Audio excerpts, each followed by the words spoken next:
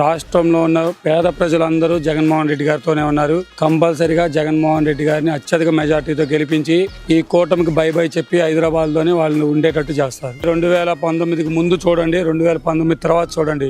ఏం చేయలేదో మీరు ప్రతి ఇంటికి వెళ్ళి అడుగుదాం. Open challenge. ఎందుకంటే ప్రతి పేద వ్యక్తికి ఇల్లు ఇచ్చాడు. అమ్మఒడి ఉందా అండి ఏ రాష్ట్రంలో అన్నా? పెన్షన్ టయానికి వెళ్ళి పొద్దున్నే 5ంటికి తలుపు కొట్టిస్తున్నారు. ఎవరైనా ఇస్తున్నారా వేరే రాష్ట్రాల్లో? ఎవరు ఇట్లా DBT ద్వారా 2,80,000 కోట్లు ఇచ్చాడు. పేద ప్రజలకి ప్రతి ఒక్కరికి డైరెక్ట్ ట్రాన్స్ఫర్.